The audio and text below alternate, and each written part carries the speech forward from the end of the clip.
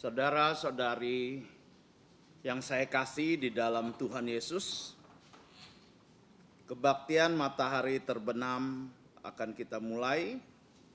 Saya menghimbau kita semua yang membawa HP boleh disilentkan atau dimatikan supaya tidak mengganggu ibadah kita di sore hari ini. Mari kita mulai ibadah kita dengan pujian Tuhan berada di bait sucinya.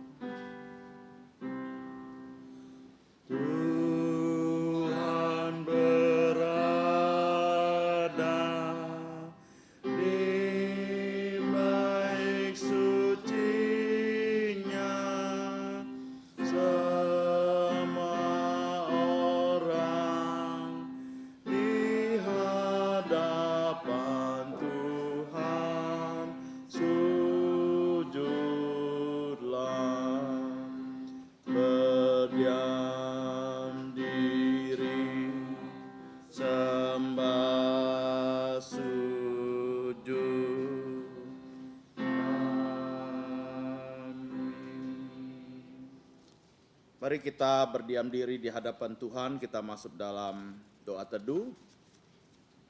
Doa teduh dimulai, dengarlah firman Tuhan, Mazmur 62 ayat 2 dan 3. Hanya dekat Allah saja aku tenang, daripadanya keselamatanku. Hanya dialah gunung batuku dan keselamatanku, kota bentengku, aku tidak akan goyah. Amin. Saat teduh selesai, mari kita bangkit berdiri, kita memuji Tuhan dengan pujian 261. 261 Gunung Batu Pelindungan.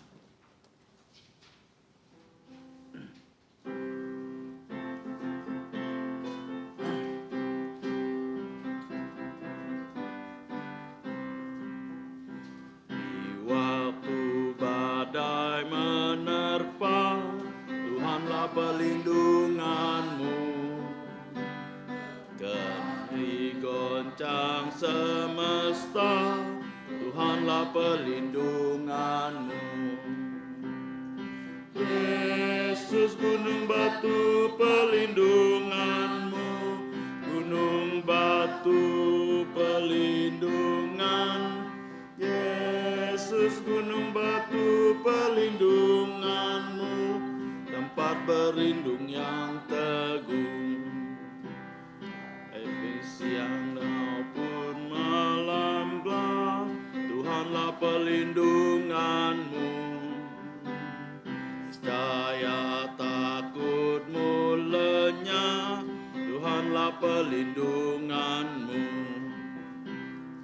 Yesus gunung batu perlindunganmu, gunung batu pelindungan.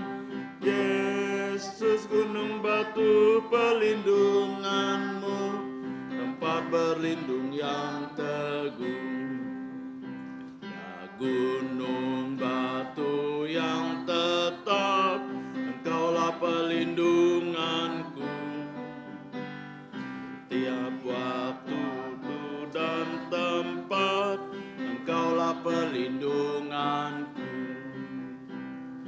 Yesus gunung batu pelindunganmu, gunung batu pelindungan.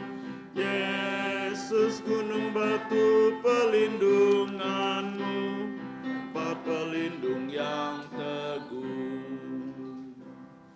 Kita tetap berdiri, kita masuk di dalam doa.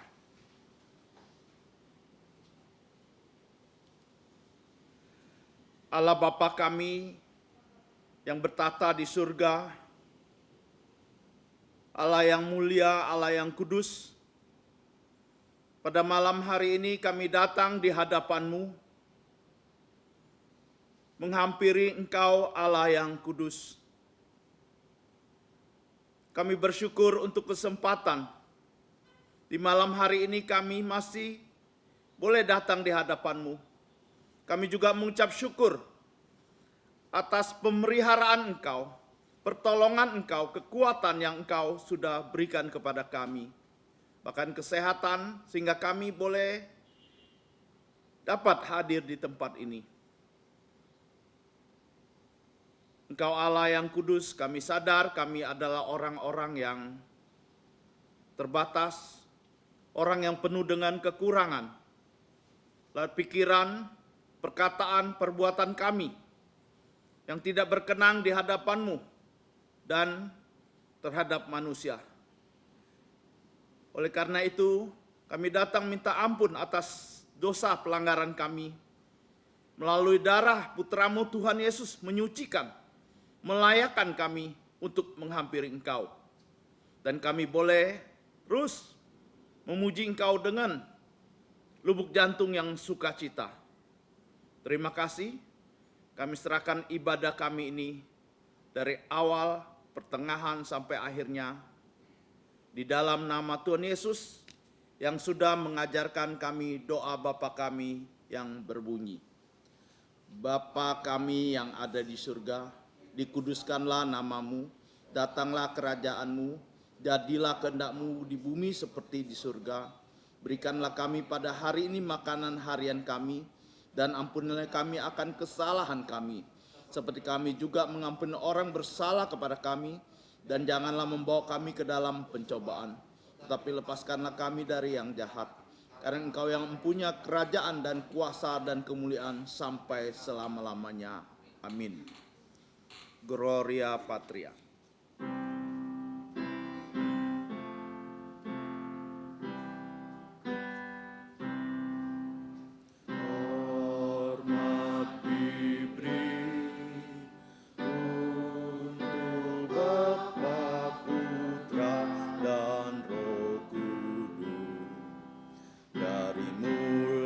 Sampai sekarang dan seterusnya, termulia. Amin. Amin. Saudara-saudari, silakan duduk.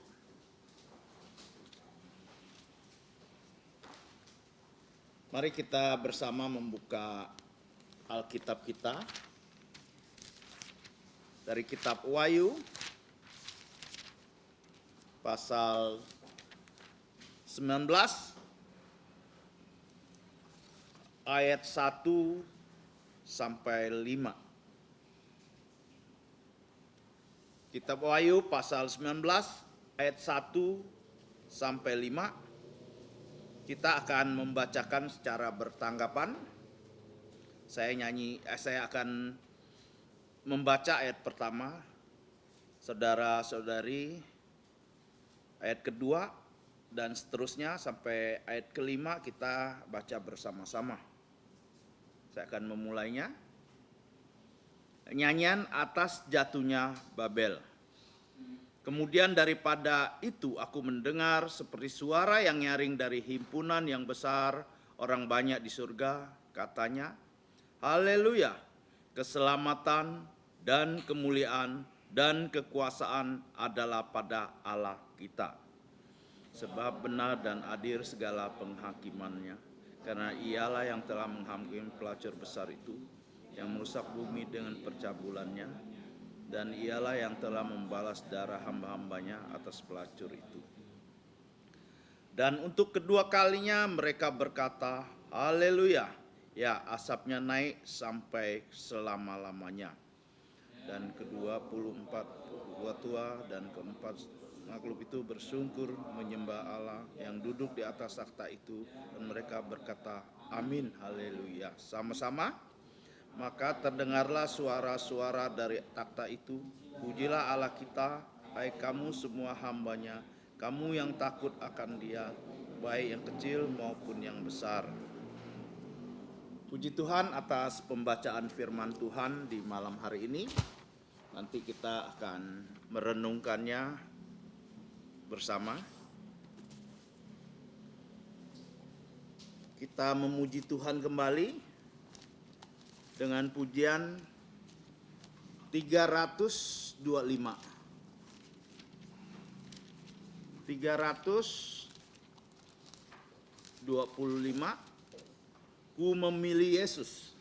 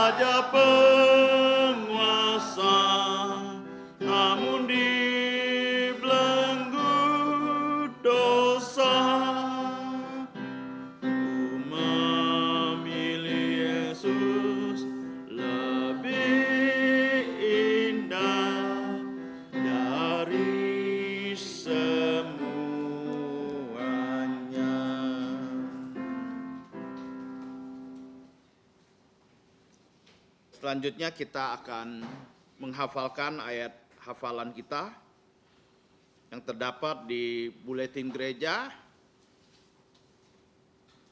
di kotak bagian tengah ya. Kita akan menghafalkannya sebanyak 3 kali. Hari ini diambil dari Mazmur 148 ayat 13. Kita mencoba 1, 2, 3. Mazmur 148 ayat 13. Hendaklah semuanya memuji-muji Tuhan, sebab hanya namanya saja yang sempurna. Keagungannya mengatasi bumi dan langit.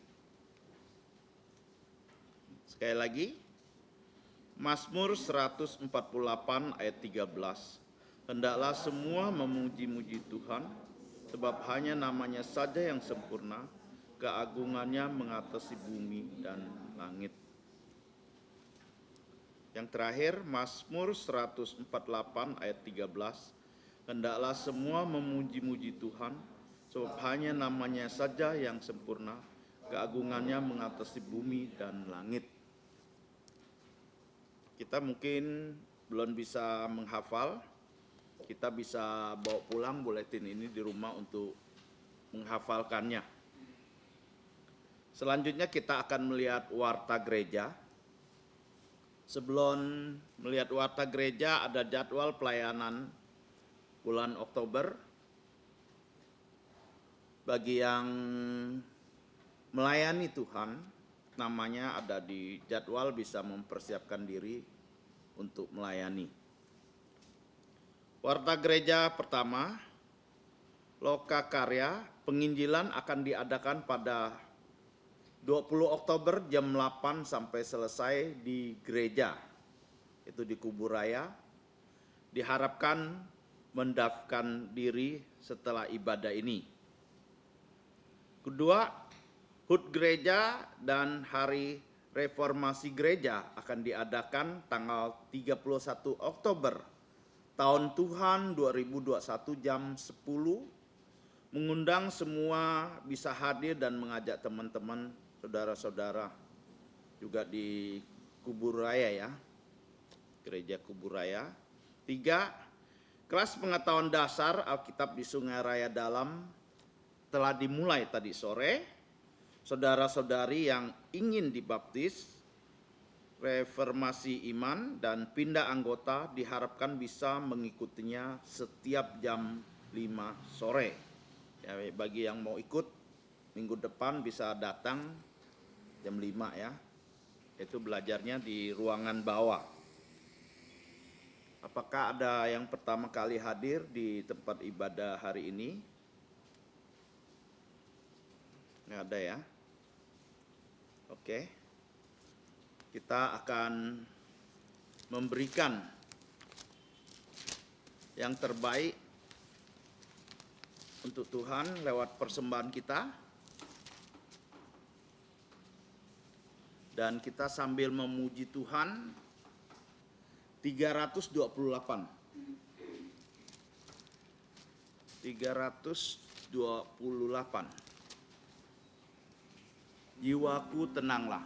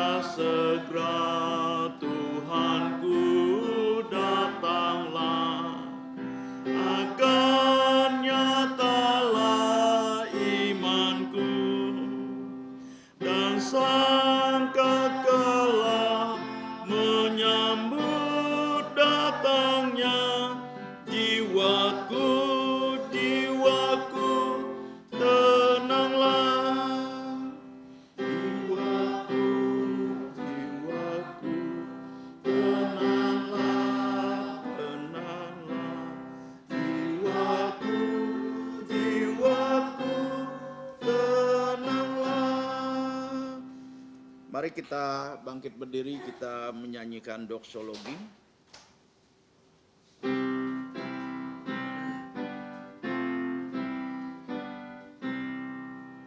Puji Allah sumber berkah, puji Dia semua ciptaannya, puji Dia para malaikat, Bapa, Putra, dan Roh Kudus. Amin. Sekali lagi kita masuk dalam doa.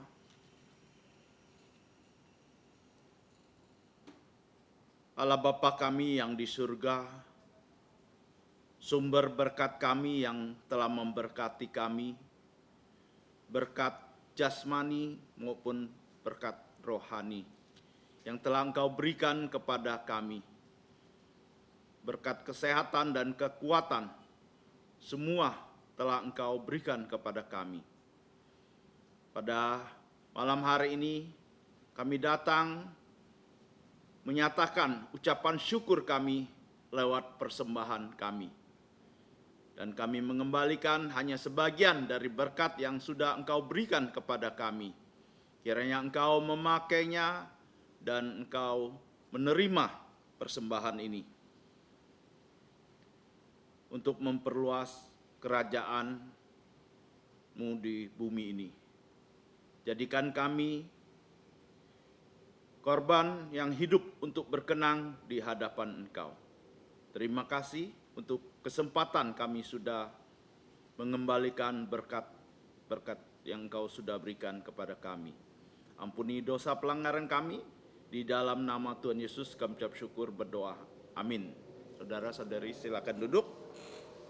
Saatnya kita akan menyiapkan lubuk jantung kita untuk menerima firman Tuhan.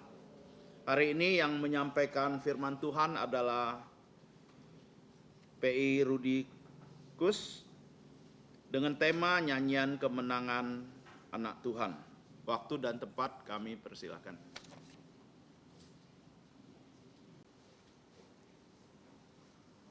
Selamat malam, saudara-saudari kasih dalam Tuhan. Kita bersyukur dapat menyembah Tuhan di dalam puji-pujian, di dalam pembacaan firman dan juga persembahan. Dan sekarang kita akan mendengarkan firman Tuhan. Sebelumnya mari kita berdoa. Allah Bapa di surga, Allah yang kami sembah di dalam Putra-Mu, Tuhan kami Yesus Kristus.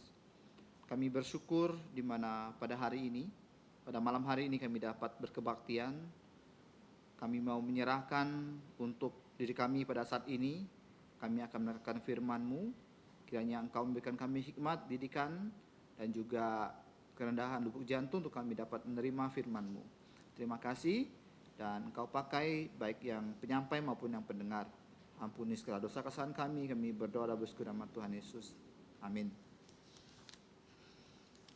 Hari ini adalah waktu yang begitu mepet buat saya sebenarnya, karena tadi jam 5 saya ada undangan di cukup jauh dari sini ya, kurang lebih setengah jam ya. Jadi undangannya jam 5. Oleh karena itu saya tidak mau terlambat.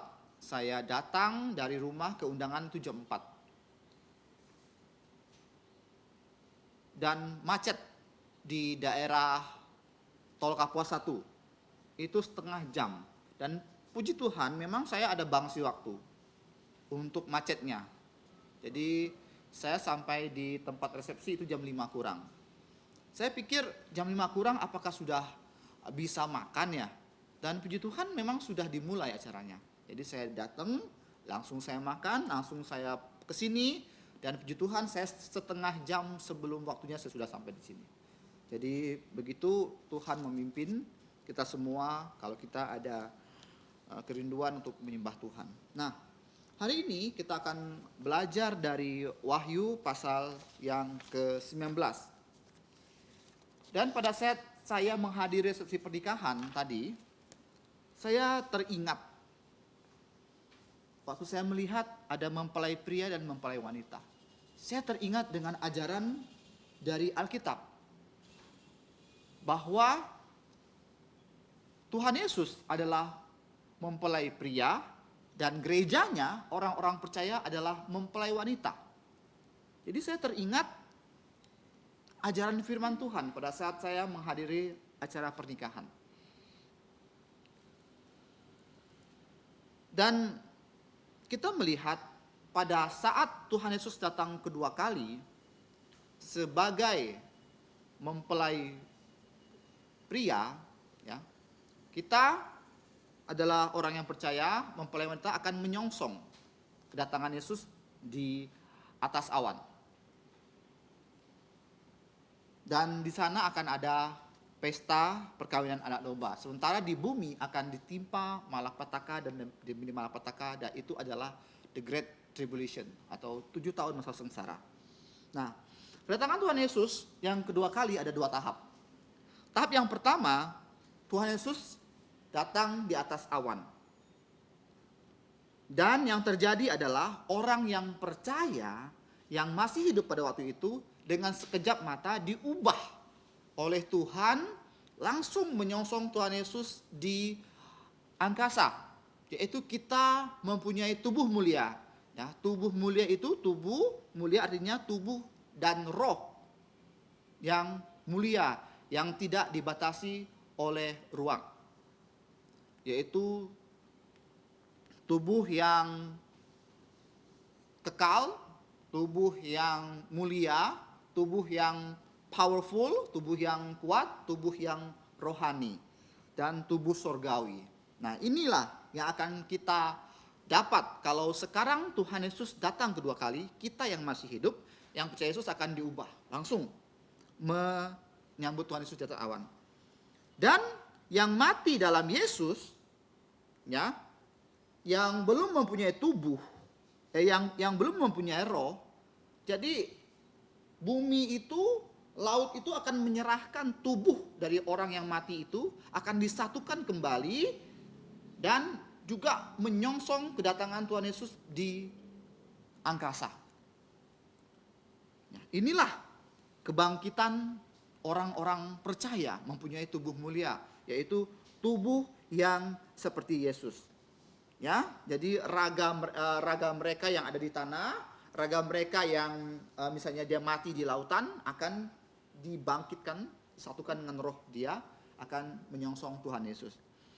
Nah, dan kalau kita dapat membaca, kalau kita mau membaca firman Tuhan itu di 1 Tesalonika pasal 4 ayat 13 sampai 17 dan 1 Korintus pasal 15 ayat 51 sampai 53. Nah, di situ terjadilah pesta kawin anak domba. Sementara di bumi akan terjadi malapetaka demi malapetaka. Itu adalah 7 tahun masa sengsara.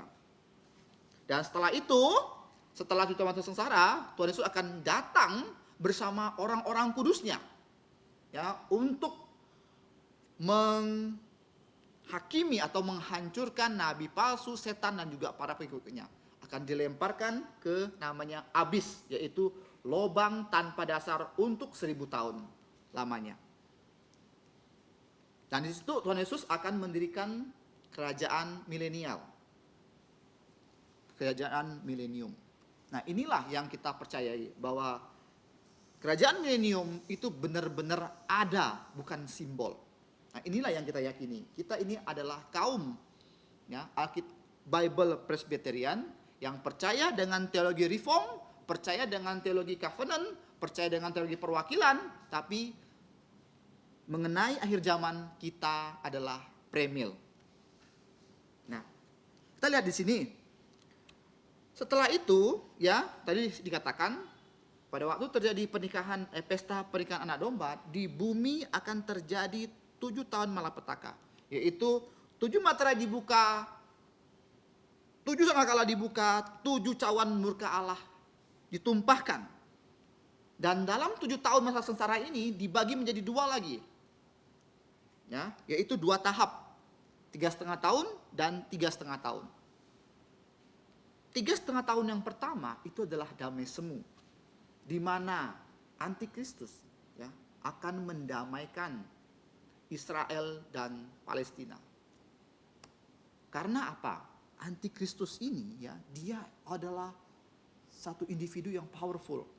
Dia menguasai semua, baik perekonomian, persenjataan ya, dan juga bidang-bidang lainnya itu dia kuasai. Nah, dia akan mempersatukan ya, yaitu mendamaikan antara Israel dan juga Palestina. Nah, kita lihat di sini ya.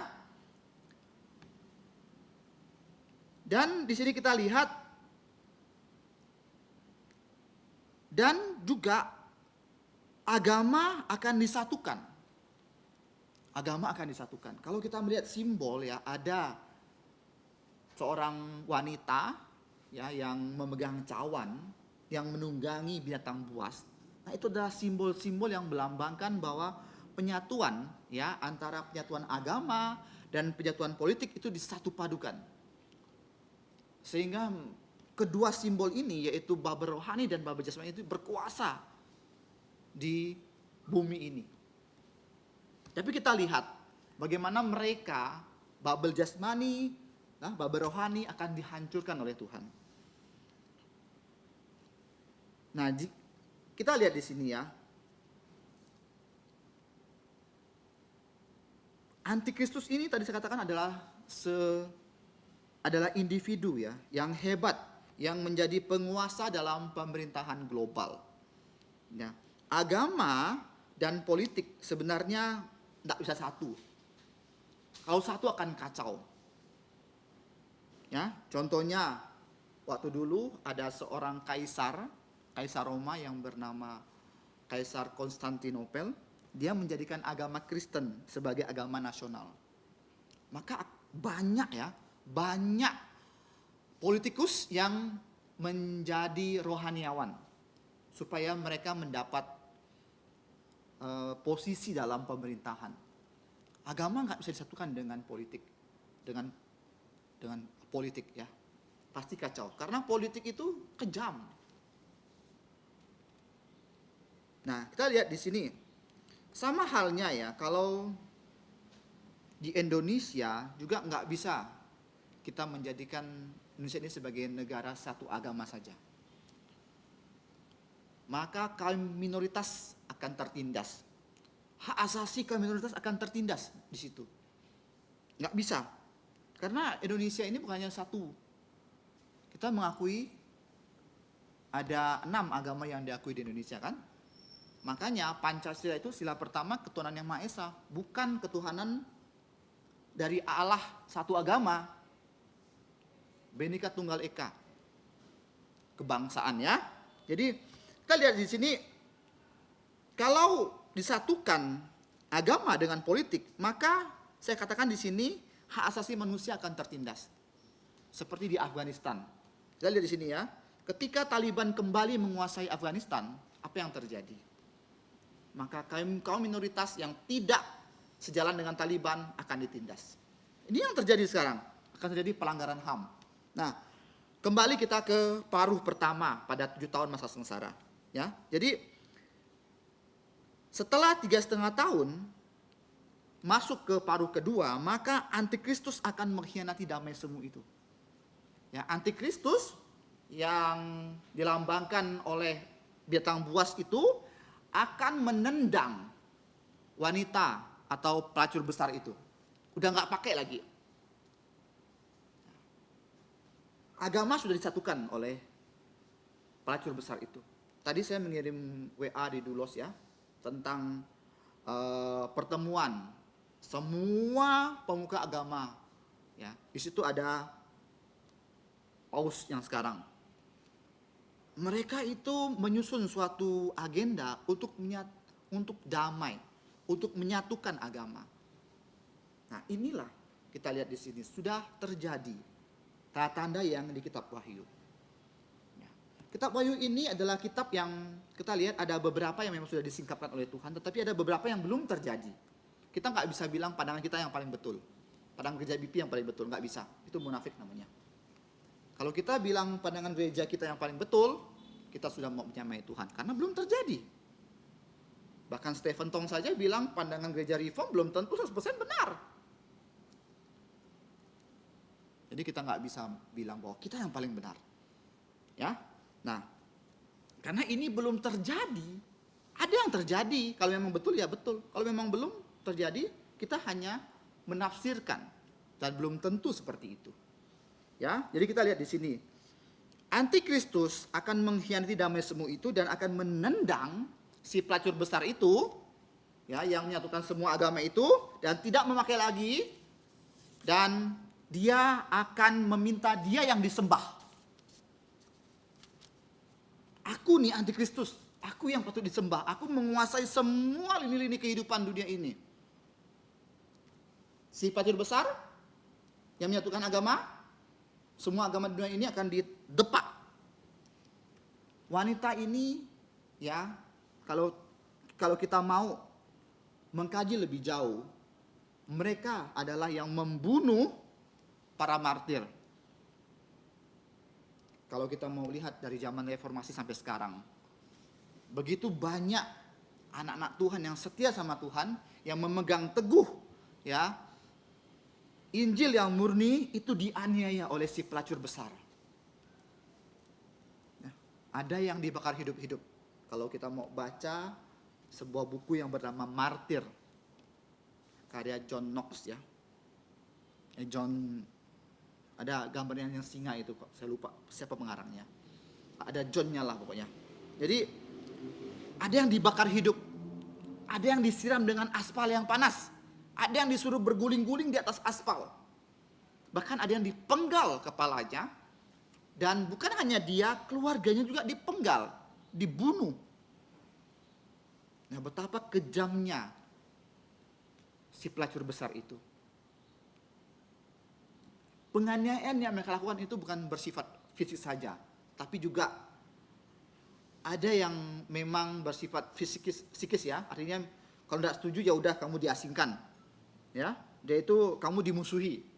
Yang kamu dibuat seolah-olah kamu yang bersalah. Nah, itu penganiayaan bersifat psikis, ya. Itu yang dilakukan mereka. Kita lihat saja yang ada. Sudah memang terjadi. Jadi ini yang sudah terjadi. Nah, sekarang kita akan masuk dari pasal 19 ayat 1 sampai 5 dengan judul Nyanyian Kemenangan Umat Tuhan. Saya membaca banyak tafsiran dan saya simpulkan sendiri supaya kita lebih gampang untuk mengerti Wahyu 19 ini. Ya. Wahyu pasal 17 adalah bab rohani. Ibu dari wanita-wanita pelacur. Ini akan dihancurkan oleh anak domba. Huruf anak domba itu huruf besar, kapital. Siapakah dia? Tuhan Yesus. Jadi kalau kita lihat di sini ayat pasal 17 ayat 14, ini adalah anak domba huruf kapital, ya. Bukan anak domba huruf kecil. Dia adalah Tuhan Yesus. Nah, saya bacakan. Mereka akan berperang melawan anak domba, tetapi anak domba akan mengalahkan mereka karena ia adalah Tuhan di atas segala tuan dan raja di atas segala raja. Mereka bersama-sama dengan dia juga akan menang, yaitu mereka yang terpanggil, yang dipilih, dan yang setia. Tuhan Yesus akan datang bersama orang kudusnya untuk berperang melawan dedongkotnya ini, si iblis ini bersama antikristus, bersama nabi palsu dan semua pengikutnya. Kalau kita mau baca dalam kitab Yudas, bahwa Tuhan Yesus akan datang bersama para orang kudusnya. Nah, dan kita lihat di sini ada simbol binatang buas. Kalau kita lihat di situ ada simbol binatang buas yang ditunggangi oleh wanita-wanita pelacur. Mereka melacur secara rohani. Kalau kita mau baca dari Wahyu pasal 17, ya, ayat yang kelima, dan pada dahinya tertulis semua nama suatu rahasia Babel besar, ibu dari wanita-wanita pelacur dari kekejian bumi. Jadi mereka ini melacur secara rohani. Apa itu? Mereka bilang mereka percaya Yesus. Tapi mereka bilang tidak cukup. Percaya kepada yang lain. Bisa selamat. Ya, mereka percaya Yesus, mereka menyembah ilah lain dan menyembah Allah dengan cara yang salah dan juga pengertian yang salah. Nah, kita lihat dalam Yohanes pasal 4 ayat 4 dikatakan bahwa kita ya harus menyembah Allah di dalam roh dan kebenaran. Apa artinya sih? Ya, kadang-kadang banyak orang yang mengaku percaya, tetapi mereka menyembah Allah dengan cara yang salah. Menyembah Allah dengan pandangan yang salah dan pengertian yang salah. Jadi maksudnya menyembah Allah dalam roh dan kebenaran apa artinya? Yaitu dalam pimpinan Roh Kudus. Dalam yang akan memimpin kita kepada kebenaran firman Tuhan, yaitu yang Alkitabiah. Memimpin kepada kebenaran dalam Yohanes pasal 16 ayat 13. Firman Tuhan. Dan Roh Kudus yang akan memimpin kita. Sehingga penyembahan kita, cara-cara kita dengan menyembah Allah itu tidak salah. Jadi saya ada kesaksian. Ada satu anak kecil ya, boleh dibilang, ibunya bilang, oh saya bawa ke gereja ini tidak sembuh. Saya bawa ke gereja lain lah supaya sembuh gitu. Dia pikir gereja itu udah kayak altar berhala. Nanya dewa ini tak ada sembuh, bawa ke dewa lain. Nah itu pemikirannya sudah salah. Nah ini yang sangat berbahaya. Ya itu melacur mereka tuh, menyimpang hati. Dan dedengkotnya siapa? Nah kita lihatlah di sini. Mereka yang membunuh para martir. Siapakah dia? Nah kita lihat di sini ya. Binatang buas ini adalah antikristus, huruf besar kapital ya, antikristus. Kepala dari para antikristus huruf kecil. Yang menolak Yesus, dia ini kepalanya ini. Yang tidak mau percaya Tuhan Yesus. Ya. Antikristus ini adalah individu yang benar-benar super. Dia dikuasai oleh iblis dan dia menguasai pemerintahan secara global. Kalau kita ndak mengalami musim Covid ini ya, mungkin kita samar-samar ya. Samar-samar tentang tanda 666 tuh ya, di dahi itu ya. Jadi kemarin saya ke suatu supermarket, saya di-scan dahinya. Jadi saya terpikir dengan kitab Wahyu. Oh ini juga hampir sama ini dengan tanda 66 begini. Nggak ada di-scan, nggak ada di barcode, nggak bisa masuk. Nggak ada aplikasi Peduli Lindungi, nggak bisa masuk nggak bisa beli dan menjual. Udah hampir mendekati ini. Nah, seperti itu. Dan nanti yang menguasai itu adalah antikristus. Menyatukan semua pemerintah di bawah satu kekuasaan antikristus. Tidak boleh sembah yang lain. Sembah dia juga. Dia satu-satunya penguasa. Nah, kita lihat di sini. Karena antikristus ini akan memakai ya yang menguasai keagamaan ini. Mereka bersatu padu kalau dibaca dari Wahyu 17 ayat 17 mengatakan di sini, sebab Allah telah menerangi hati mereka untuk melakukan kehendaknya seia sekata untuk memberikan pemerintahan kepada binatang itu. Ya, sampai segalanya firman Allah telah digenapi. Artinya nanti antikristus yang akan berkuasa, yang akan menendang wanita pelacur itu. Nah, kita lihat lagi di sini ya. Dia minta disembah ya. Antikristus ini mau mengkopi Kristus ya. Kita kenal yang namanya Allah Tritunggal yang kudus. Dan ada juga Tritunggal yang tidak kudus. Siapakah mereka? Nah, setan. Ya, setan itu menyamar sebagai Allah Bapa. Setan ya, dia merencanakan semuanya kekacauan ini. Jadi kekacauan di dunia ini siapa ada dengkotnya? Yaitu setan ini. Dia kalau Allah Bapa merencanakan yang baik, sedangkan si setan ini merencanakan yang jahat. Antara kudus dan yang tidak kudus. Holy and unholy. Dan antikristus ini yang melaksanakan, dia ini menjiplak Kristus. Minta disembah kan? Dia ini menjiplak Kristus ya, meminta disembah. Dan ketika nabi palsu itu ya, atau ibu dari para palsu itu menjiplak Roh Kudus yang menyatukan dalam satu persekutuan agama. Sedangkan Roh Kudus yang menyatukan kita dalam kebenaran, bukan kesalahan. Jadi Tritunggal yang ini yang tidak benar, yaitu setan, antikristus, dan nabi palsu. Sedangkan yang benar, yang kudus, yang holy, Bapa, Putra, dan Roh Kudus. Bapa, Tuhan Yesus, dan Roh Kudus. Nah, saling menjiplak. Kadang-kadang jiplak itu tak bagus juga ya. Bukan jiplak itu selalu benar. Ini yang jiplak yang tak benar. Ya, kita lihat di sini. Kita lihat lagi. Pasal yang ke-18 itu antikristus, yaitu Babel jasmani, akan menguasai semua lini kehidupan. Ya, dan akan dihancurkan untuk selama-lamanya. Ya, pasal 18 ayat 21. Karena dia itu sombong. Sombong yang luar biasa. Kalau bahasa sekarang namanya sombong paripurna.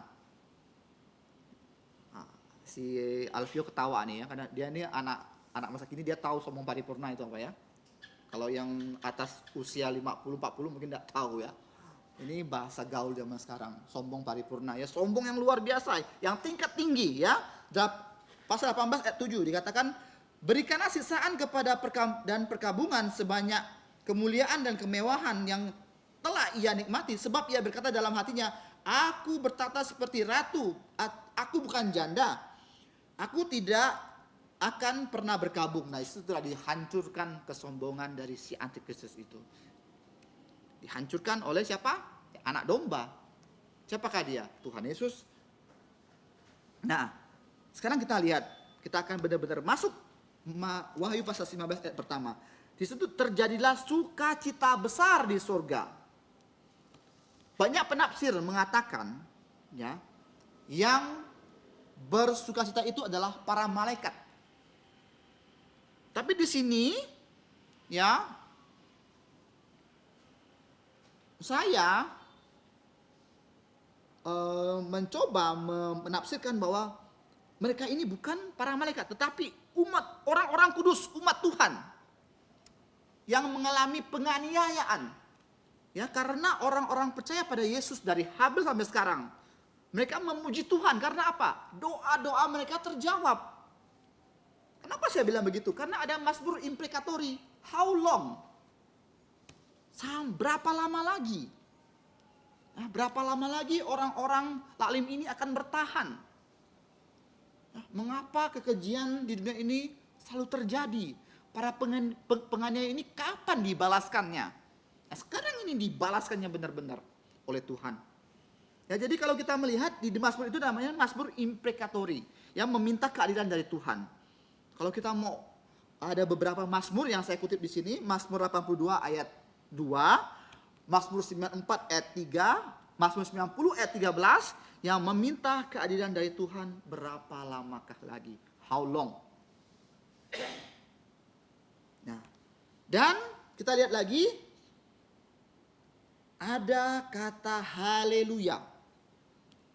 Ini pertama kali muncul di Perjanjian Baru. Haleluya. Dan kalau kita lihat dalam Perjanjian Lama, itu dalam Mazmur 104 ayat 35 juga muncul haleluya. Tetapi sebelum haleluya itu muncul, orang-orang yang lalim, orang-orang yang jahat itu dibalaskan oleh Tuhan. Baru muncul kata haleluya.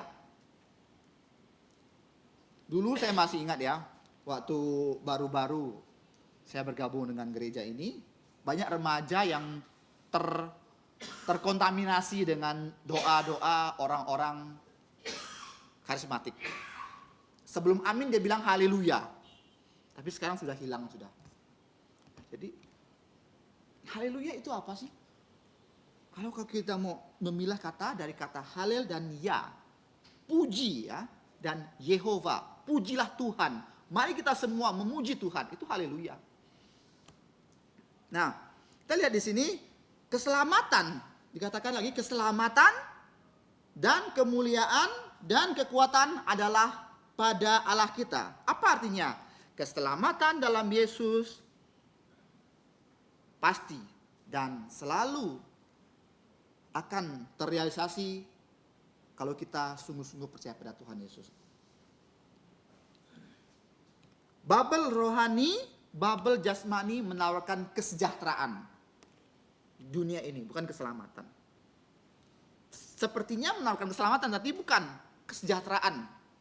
Ya, bisa pemerintahan global enak ya, semuanya ya bisa jual beli dengan enaknya ya. Tapi keselamatan yang seutuhnya, yang sebenarnya yang genuine adalah dari Tuhan Yesus. Katakan lagi di sini ada kalimat mengatakan kemuliaan. Karena mereka sudah mendapatkan tempat yang mulia di surga. Mereka sudah mengadakan pesta perkawinan anak domba. Mereka sudah mendapat tubuh mulia. Itu alasannya ya. Dan kita lihat di sini kekuasaan. Yesus sudah mengalahkan bubble jasmani maupun rohani maupun jasmani. Kekuasaan ada pada Tuhan.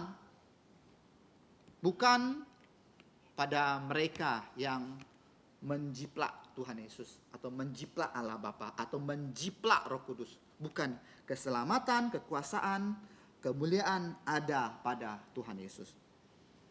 Nah, kita lihat ayat yang kedua, sebab benar dan adil segala penghakimannya, karena ialah yang telah menghakimi pelacur besar itu yang merusakkan bumi dengan percabulannya, dan ialah yang telah membalaskan hamba-hambanya atas pelacur itu.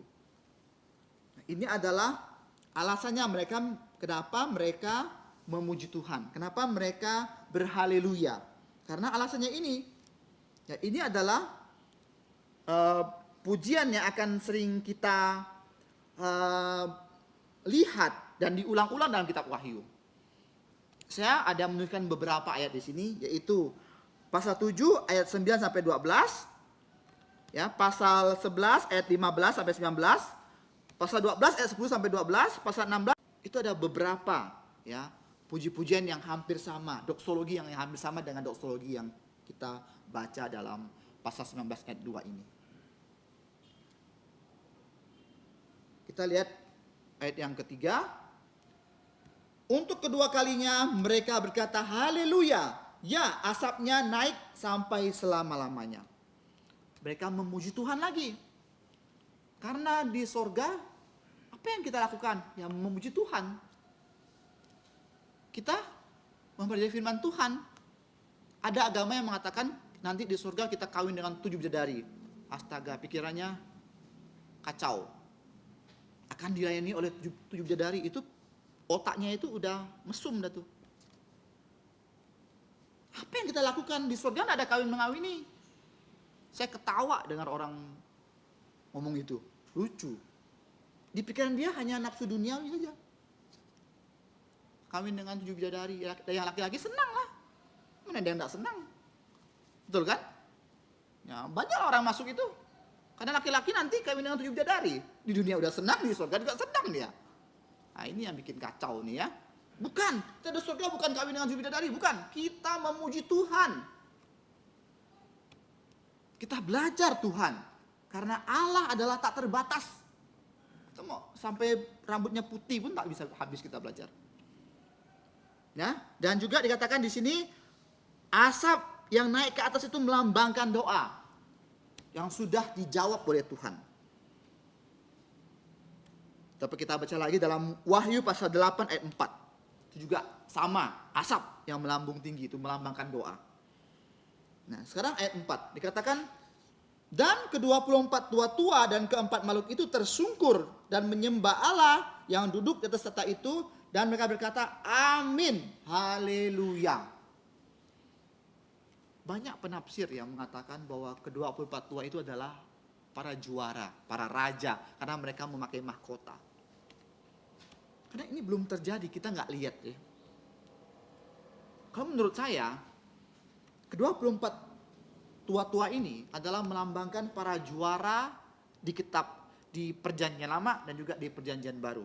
Dibagi 12-12. Siapakah mereka? Rahasia Tuhan, kita tidak tahu. Itu melambangkan ya, simbol. Dan di situ juga ada simbol, dikatakan ada 4 makhluk yang melambangkan Injil Tuhan Yesus. Jadi kitab Wahyu ini penuh dengan simbol dan lambang. Nah, nanti kalau kita lihat langsung kita baru terbuka matanya. Oh itu rupanya ya. Oh itu rupanya ya. Kita ini lagi menafsirkan. Dan kita nggak bisa bilang bahwa pendapat saya yang paling benar. Bahkan profesor teologi pun tidak berani bilang itu pasti benar. Karena belum terjadi. Ya, nah kita lihat di sini bahwa ke-24 tua-tua dan juga keempat makhluk itu kita dapat lihat dari Wahyu pasal sebelumnya. Karena kitab suci menerangkan kitab suci. Ya. Pasal 4 ayat 4 dan 8, pasal 5 ayat 14. Itu ada. Pasal ayat yang kelima mengatakan, maka kedengaranlah suatu suara dari tata itu, pujilah Allah kita, hai ya kamu semua hambanya, kamu yang takut akan Dia, baik kecil maupun besar.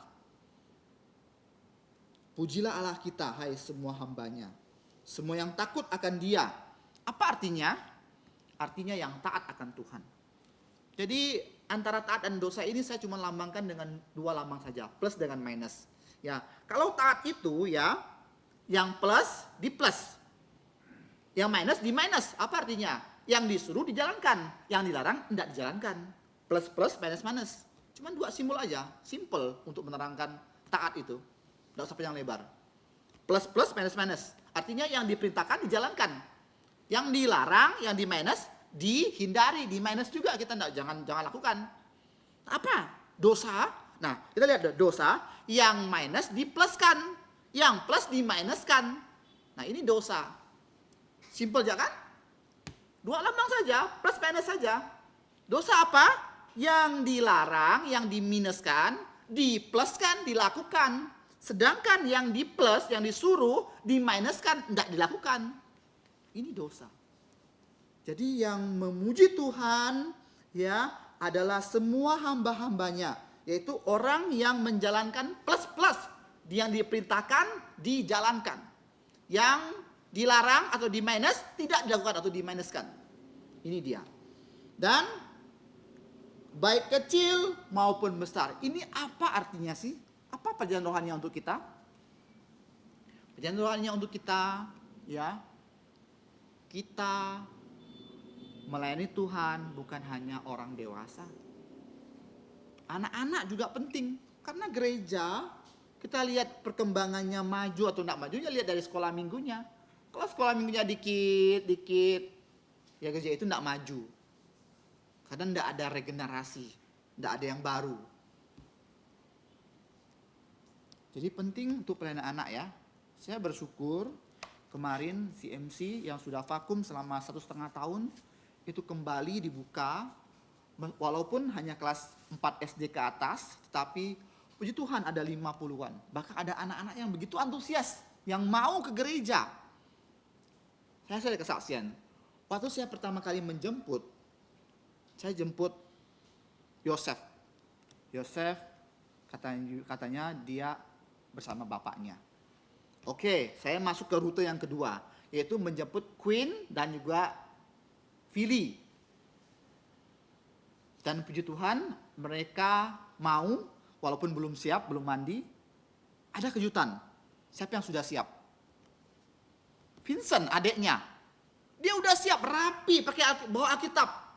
Dan saya, aduh kasihan, dia belum boleh ikut. Saya mau ngomong gak tega. Saya bilang, Vincent, langsung minta maaf ya, kamu belum boleh. Kamu baru kelas 3, tunggu tahun depan ya. Dengan muka kecewanya ya, saya tahu ekspresi kecewa. Dengan muka kecewanya dia bilang, iya Lause, tapi saya mencoba menghibur. Ayo kita foto berdua aja. Dia pun senang, bawa Alkitab, oh dia senang foto, oke. Puji Tuhan. Ya, ini antusias. Dan jumlahnya yang datang ada 50-an lebih. Nah, ini berkat Tuhan. Tuhan yang gerakkan mereka. Jadi penting untuk pelayanan anak-anak juga. Ya, jadi hari ini kita sudah belajar, ya, yaitu nyanyian kemenangan dari anak Tuhan. Ya, nyanyian kemenangan dari umat Tuhan. Karena apa yang mereka doakan, apa yang mereka tanyakan kepada Tuhan yang berapa lamakah lagi, dijawab oleh Tuhan. Babel rohani hancur, Babel jasmani hancur. Haleluya. Mari kita berdoa. Bapa dalam surga, terima kasih buat malam hari ini. Kami bersyukur Tuhan untuk pelajaran firman-Mu. Ya Tuhan, kiranya Engkau mengampuni segala keterbatasan kami dalam menafsirkan firman-Mu. Karena Engkau tidak terbatas, kami adalah manusia yang terbatas. Tolonglah kami, berikan kami hikmat untuk mengerti firman-Mu yang tidak terbatas ini. Ya Bapa, kami berterima kasih dan bersyukur dalam nama Tuhan Yesus. Amin. Pujian terakhir nomor 288. Jemaat dipersilakan untuk berdiri. 288.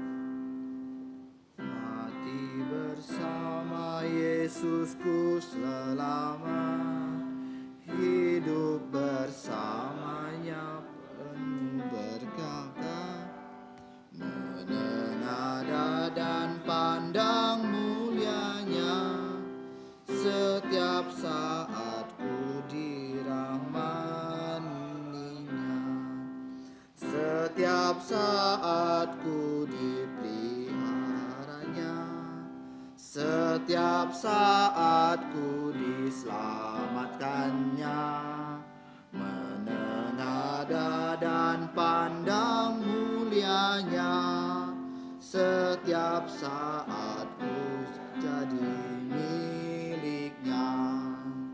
Tiada cobaan yang tak ia tahu, tiada beban yang tak ia tanggungnya, tiada khawatirku tak ia tahu, setiap saat ku dikasihinya, setiap saat ku dipeliharanya, setiap saat ku diselamatkannya, menengadah dan pandang mulianya, setiap saat ku jadi miliknya. Tiada susah yang tak dihiburnya, tiada amarah tak dihapusnya. Ya hari saat bahaya menimpa, setiap saat ku diberi kasih-Nya, setiap saat ku dipeliharanya, setiap saat ku diselamatkannya, menengadah dan pandang mulianya, setiap saat ku jadi miliknya.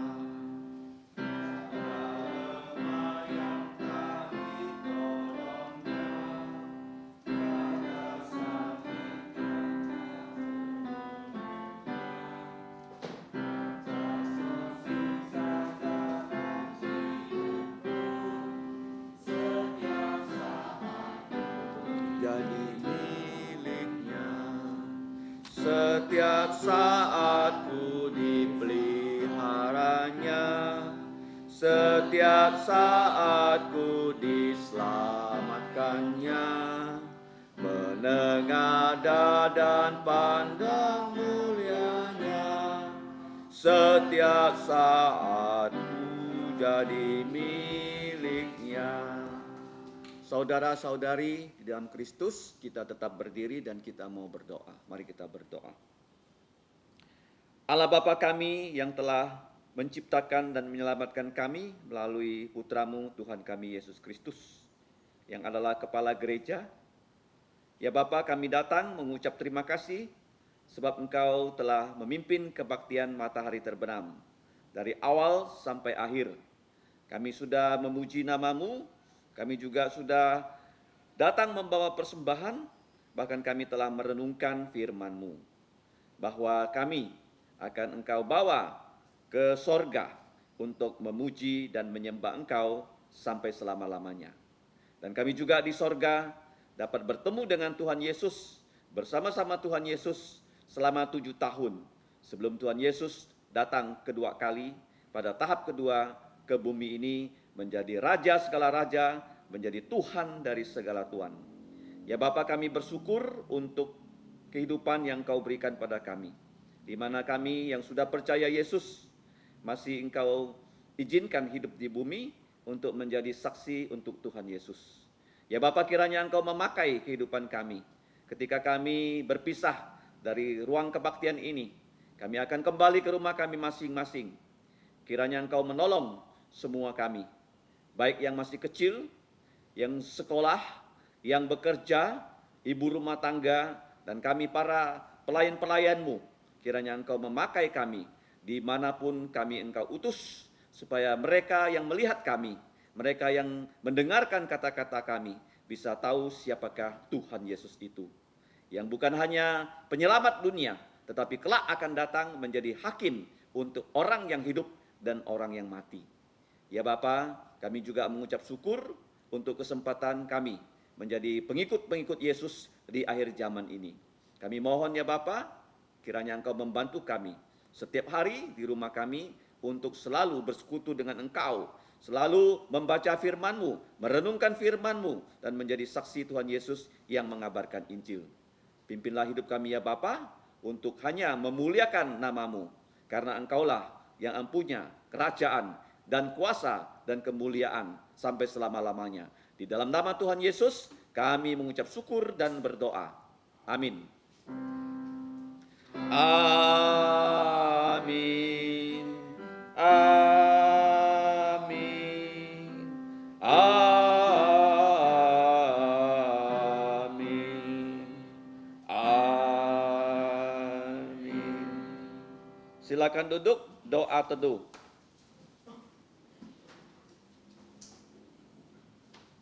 Bilangan 6 ayat 25 sampai 27, Tuhanmu memberkatimu dan melindungimu.